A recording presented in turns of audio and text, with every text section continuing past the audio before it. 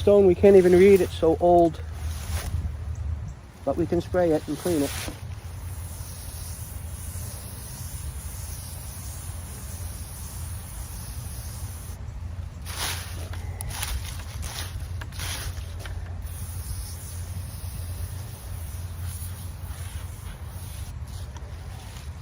And we got one more over here that looks really bad. This might turn into two more.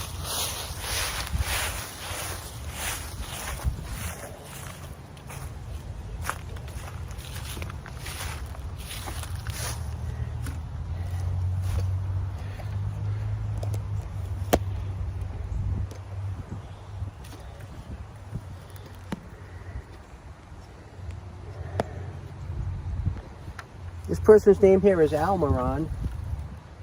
Died in 1863. 23 years old. For all I know, this could have been a person in the Civil War. I really have no idea. But we'll spray him down.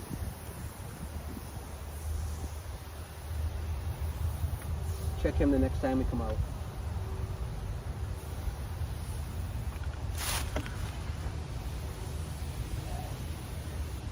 I'm going to go out on a limb here and say that this grave has probably never been cleaned. This looks so old and dirty.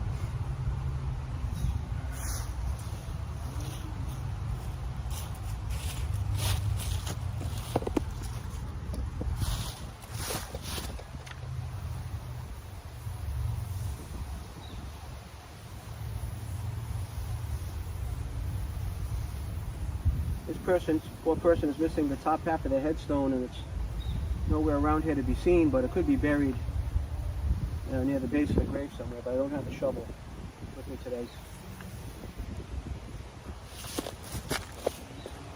And our last one right here. Williamson Trimble.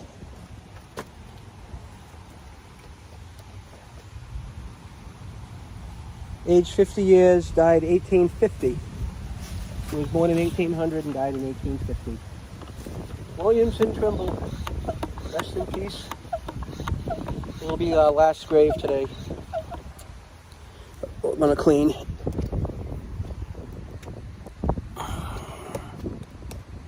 There you go.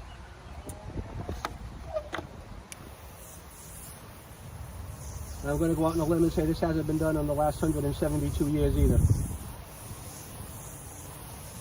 This will be a good testament for the wet and forget product.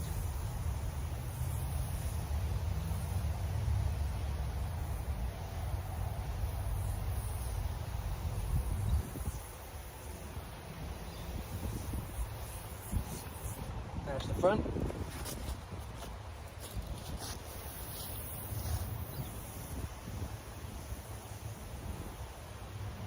Side.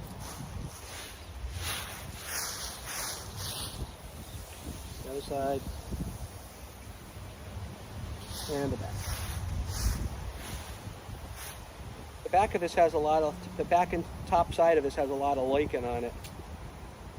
Which is, you know, that mold that grows sometimes.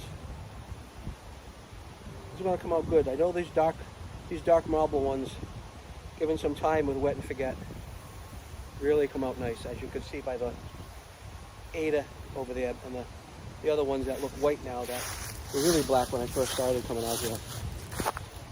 So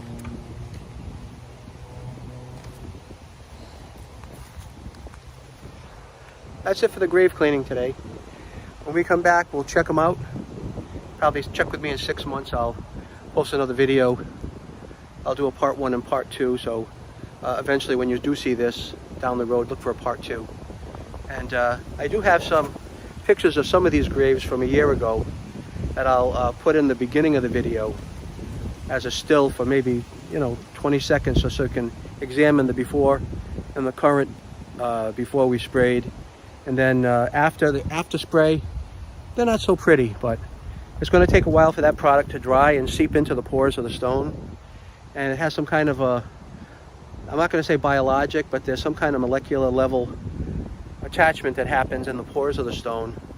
And the more it is windy, and the more it is breezy, and the more that it is rainy, keeps releasing whatever agent is in there to keep things clean. So that's it for today.